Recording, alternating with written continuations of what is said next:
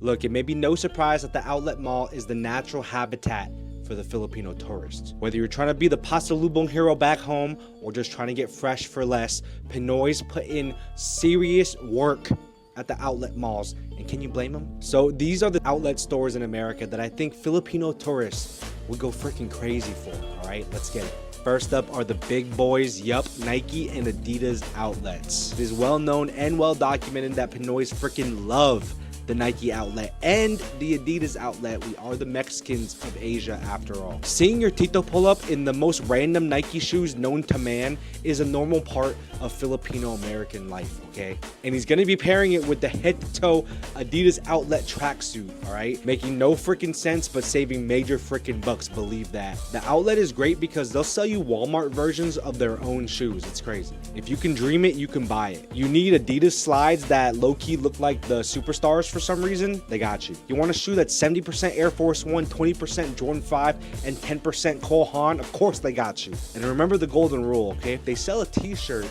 that has the city's name next to the brand, Filipinos will be there. All right, next we got Abercrombie Outlet, all right? There's something about this preppy genre of fast fashion that has allured Asians, and specifically Filipinos, for decades. And really, who's been holding down Abercrombie through the last 20 years of obsolescence more than Pinoys, bro? Who? Pinoys ride with the moose harder than Rocky did Bullwinkle, bro. Think about it. At this point, it's normal to see Pinoys get fired up when they see Abercrombie on the store directory at the outlet, okay? They come correct, and they skip all that cool shit in the front, all right? Yup, straight to the logos. If it doesn't look like a 2005 teenage identity crisis, they don't want it. And even at the outlet, shit is not objectively cheap, all right? So prepare for your family to treat this shit like some fancy joint, all right? Like Zara.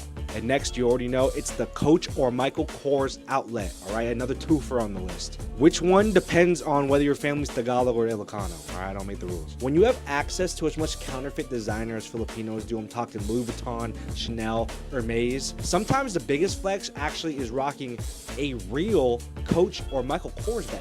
Big brain move from the titas and cousins, I know. Think of it as a pilgrimage of sorts, all right? Because for elder Asian men, it's a canon event the day you get your first Coach side bag, okay? I was lucky enough to witness this once, and Tatay was reacting like a teacher who just received a group Christmas present from their students. It's inspiring, something to look forward to. Next is the Bath and Body Works outlet, okay? When you're trying to go balakbayan mode, you gotta pull up on the Bath and Body Works outlet, all right? This is common knowledge at this point. Look, I mentioned Filipinos have access to a lot of fake stuff back home, but you know what you can't do? A triple wick champagne toast candle, that's what. With the heat in the Philippines, it's common to take showers multiple times a day, all right? Even with water being limited, it's important to smell good. So you better believe when Tita comes home from her America trip, she got the whole village smelling like sweet pea and Japanese cherry blossom. But the fucked up thing is, sometimes they won't even use that shit. They'll just look at it, all right? As my mom says, they'll just santo it. You can visit a relative in Manila and see half a dozen of these bottles smugly collecting dust on the counter, flexing on you while you pee.